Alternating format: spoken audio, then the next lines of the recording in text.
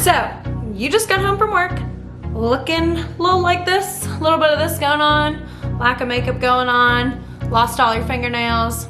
It's cool. We're gonna hit a really quick workout. We're gonna use only the Smith machine. It's going to be great and so easy, except for you're going to burn and wanna kill me when it's done, but you also love me at the same time. So I love this workout when I come home around 5, 6, when the gym is super slammed, because that way you can go just to the Smith machine and hog that thing and bust out your whole workout on it. So this is gonna be the best exercises that you can do for your legs on only the Smith machine. So if you don't have a lot of time, if you're kind of tired, if the gym's gonna be slammed, a bunch of reasons why this is good. Even if you just have an apartment gym, I'm gonna go to my apartment gym and that's what I'm gonna use. So with my Smith machine, the safety is kind of high up. So as you'll see in the video, I'm gonna use a bench, but you don't need a bench. I just needed a bench to supplement my workout because I couldn't get the Smith machine bar to go low enough for some of the exercises that we're gonna do. So if you like videos like these, I do have an Instagram handle, which I will link below, and I give out free workouts, meal plans, things of that nature on my Instagram as well. I post a lot more often on there too. And if you could hit the subscribe and the like, I would very much appreciate it. My channel is new, so I'm trying to grow. And other than that, let's just get straight to it because you want to burn your booty on the Smith machine. So let's go do that. So these are just seated squats. A lot of people will call them box squats and put a box there instead of the bench. Same idea, works exactly the same. Basically, you just want to sit all the way down, pause for just a second, and then stand all the way back up. So that's going to keep it a little bit different than your regular squat. One of the best things about the box squat is that it basically makes you break parallel in order to reach the box during the eccentric phase of the lift. So you basically have to do this one in proper form. These box squats actually make it difficult to just drop down and bounce back up, so you honestly have to completely sit back while you're descending. So that'll keep your back and your hips and your booty and your hamstrings, everything is all aligned, and it's a lot harder to get an injury with the box squats. So really focus on these. It should improve your mobility and your range of motion, and it should also build power and strength if done correctly.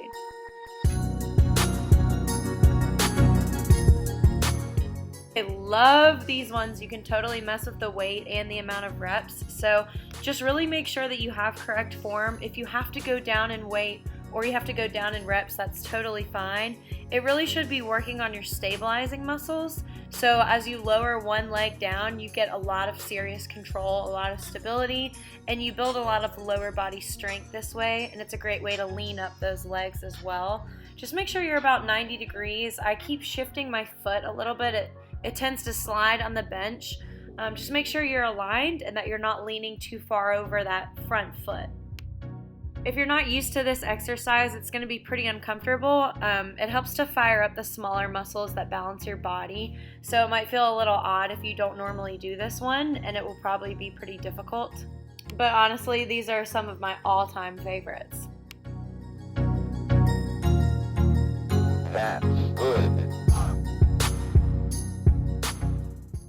Okay, maximizing glute activation. This one is awesome, and if you get used to it, it really can be used as almost a warm-up for your leg day.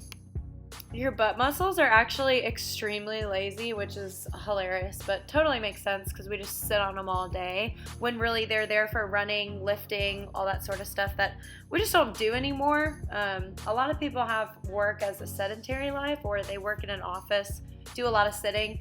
So this one is really great for waking up that peach and just generally growing your booty. So just make sure you squeeze up at the top.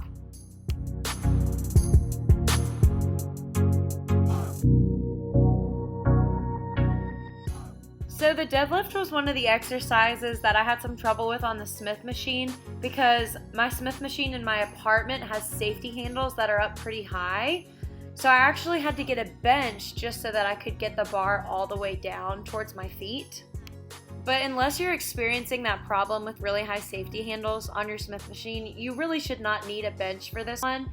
With deadlifts, you can do any type of like sumo, you can have your feet together, spread apart, whatever feels comfortable for you, and also mess with your hand grip as well. So I do one overhand and one underhand.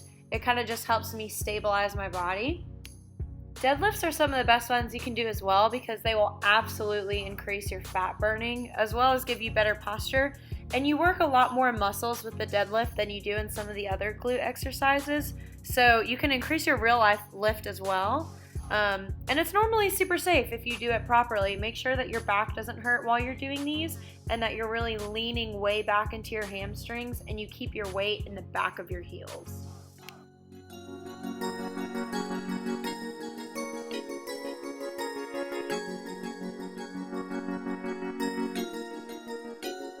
So these are incredibly hard. If you don't have any weight, that's totally fine.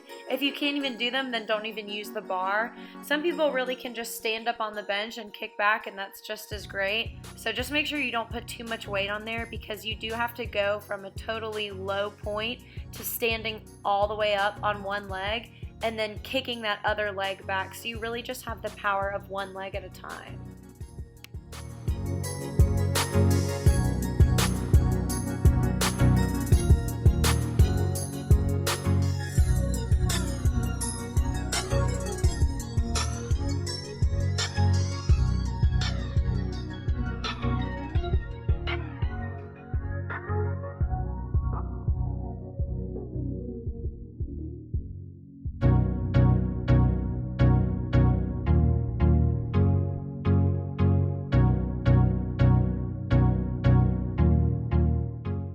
Okay, so we always love some good donkey kicks, and you can totally do this a lot easier just with a little weight on the back of your knee instead, and that will work just as well. You can kind of do it on the ground with a mat. What I normally like to do is be on the edge of my bench, but because of the way that this one is set up, I didn't really have room. There were some people working out right in front of me, so this was kind of the best way that I could set up, but it is a little awkward trying to get the safety handles back off from the bench. But like I said, you can totally just put a little dumbbell kind of in the dip of the back of your knee and lift that up as well. It'll be the same exact exercise with all the same benefits.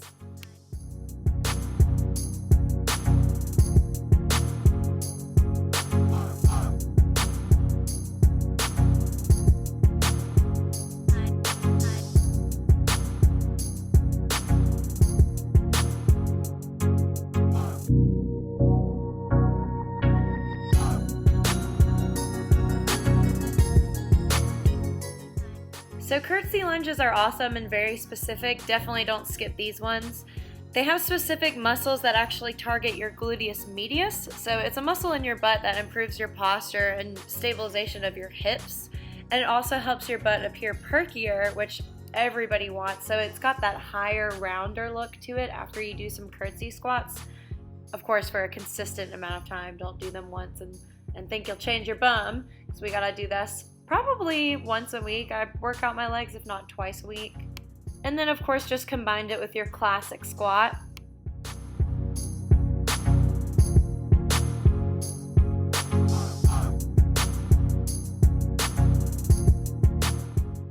So like I said, the curtsy lunge is very specific and it's one of my favorites. It really helps the outside of your hips, and it also works your calves and some other little muscles as well. It can work your quads and your glutes. It's a very unique move. So for this one, I just want to do a burnout, which basically means I'm going to do as many curtsy lunges as I can before I have muscle failure. So I don't know how many times I do this, but basically just do it until you can't anymore.